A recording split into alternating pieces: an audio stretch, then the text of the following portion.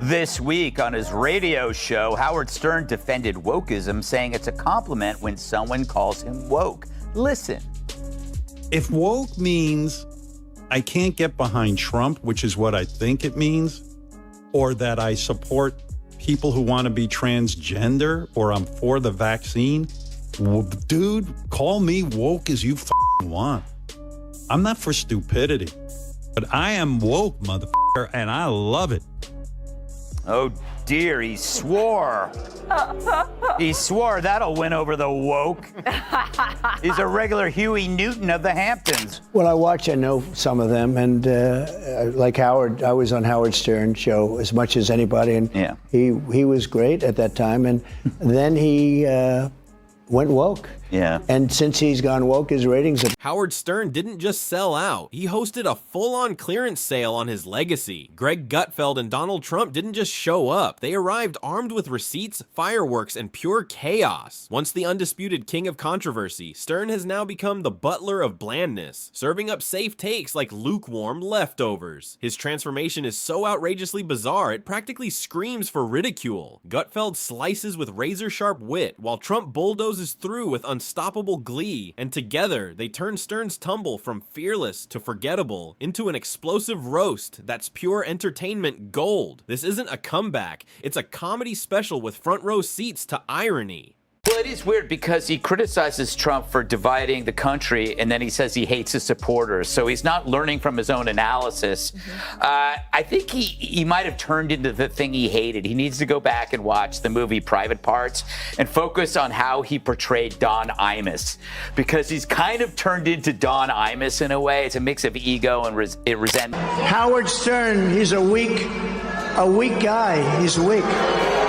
He's going, what about, it was so ridiculous. Even she was embarrassed. It was like softball. Howard Stern, the self-crowned king of all media, has now become the king of all meltdowns. It's surreal watching the man who once built an empire throwing verbal Molotov cocktails at the establishment turn into a gated community gossip ant clutching pearls at the faintest spark of rebellion. If irony were money, Howard would be richer than the Federal Reserve during a crisis. This is the same man who once sneered at conformity, now gliding into every mainstream narrative like he's auditioning for a cameo in a CNN puff piece. The rebel who once shouted truth into chaos now whispers comfort to the crowd. What a stunning fall from fire to fluff. Stern can call snacking with celebs at a fancy restaurant exhausting. Exhausting. Like he finished the overnight shift in a coal mine, or hearing Kat talk about her pets. Fair. But I get it, life is tough, especially when you've been cut off from the world for 2 years in a $20 million beach house. I mean, you have no idea how tiring it is walking all the way from the wine cellar to the tennis court and back.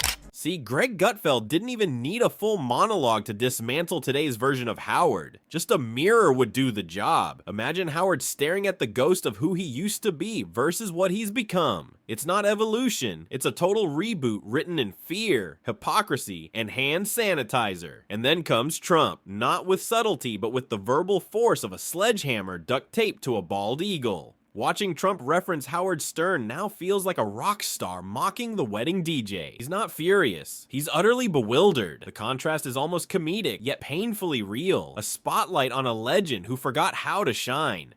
The opposite of woke to me is asleep, and I think I'm awake.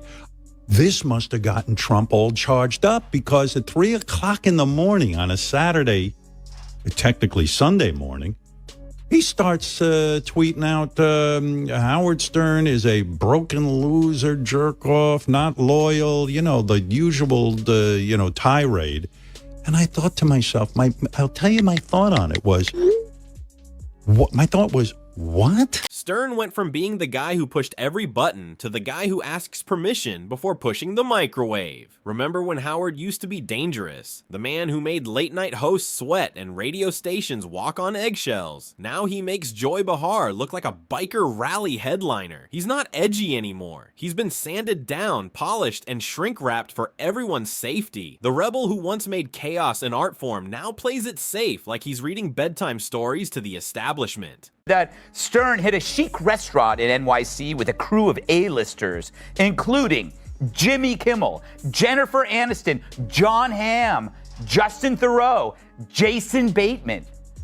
I was not invited.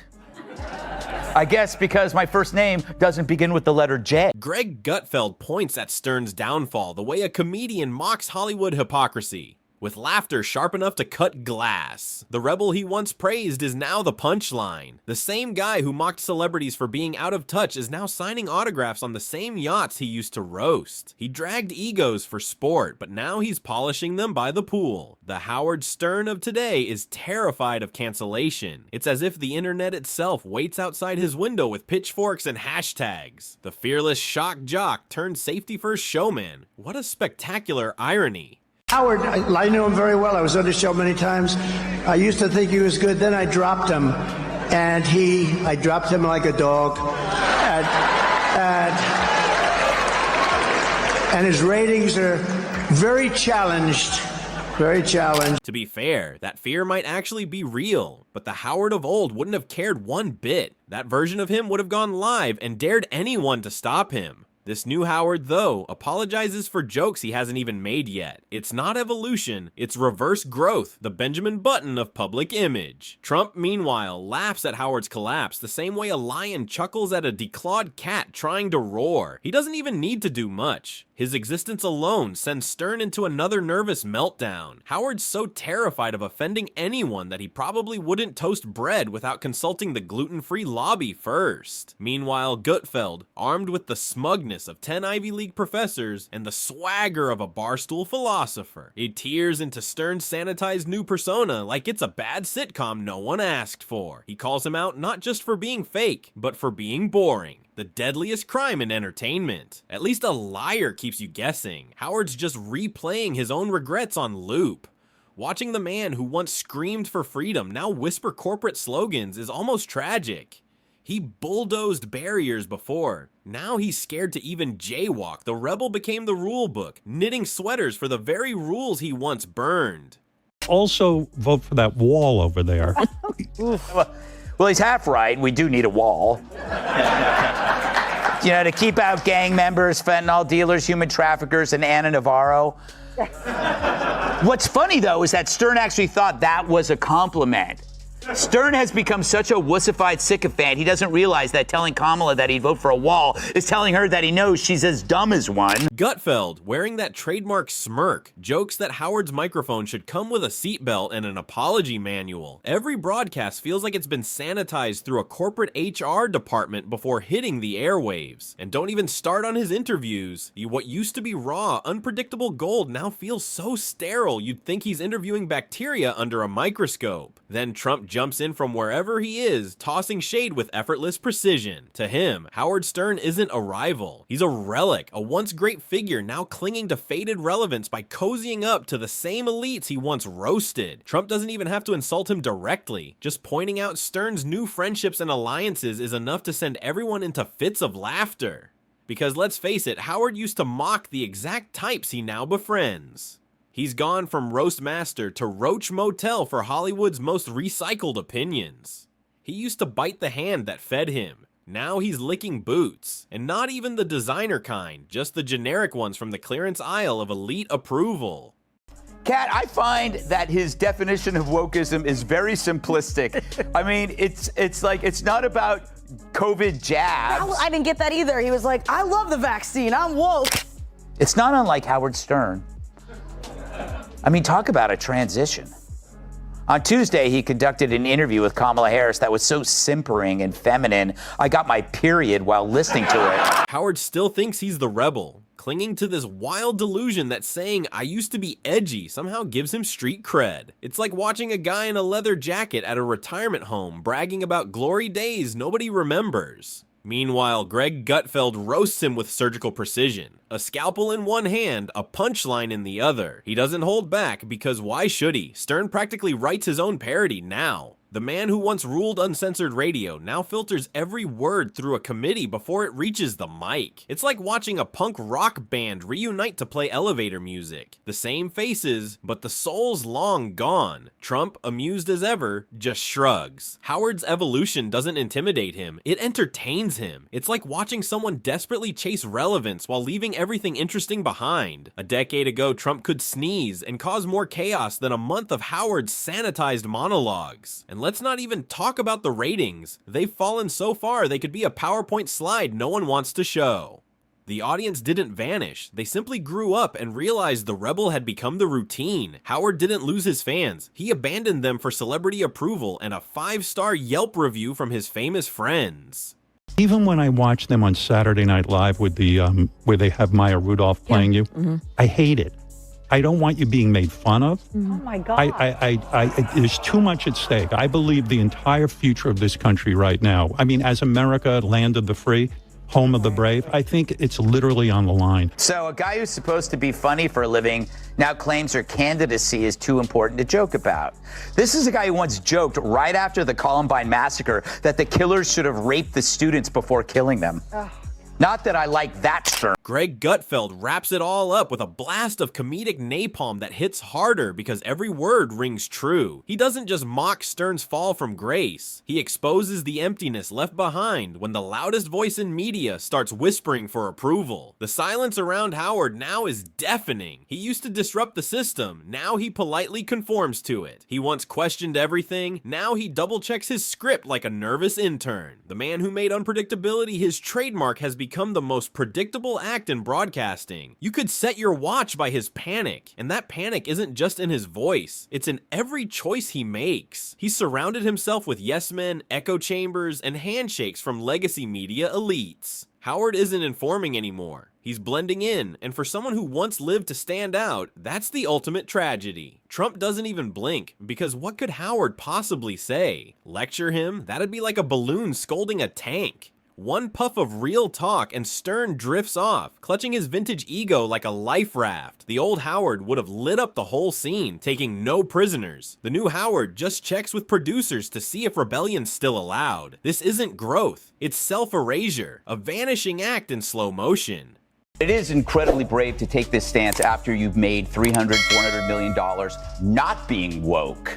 Right? Loving Donald Trump, exploiting the mentally ill, wearing blackface. Look at the crop of woke comics, whether it's Stern or Jimmy Kimmel, his BFF, Sarah Silverman, Joy Behar, Michael Ian Black. What do they all have in common? They wore blackface.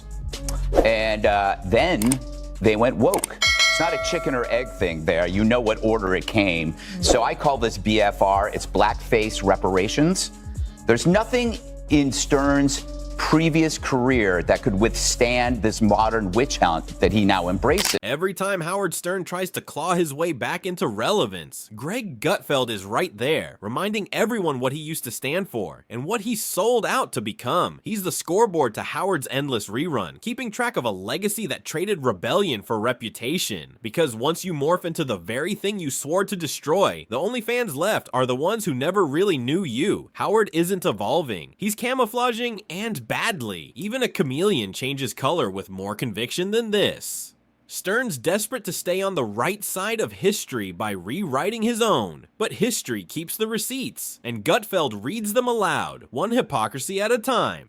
And Trump, he's the footnote that won't fade, the headline Howard wishes he could delete, but can't stop trending. The once fearless voice of rebellion has become an echo chamber with a fancy conditioner and no conviction. Howard used to take shots at celebs. Now he's their designated driver. He threw punches. Now he throws parties. Gutfeld delivers the ultimate insult. Not that Howard's wrong, but that he's dull. For a man who built his empire on shock and awe, turning into a beige, filtered version of himself is the ultimate betrayal, one even his loyal fans can't unsee. I really had an exhausting weekend. Emotionally, physically. For the first time in 2 years, I ventured out of the house.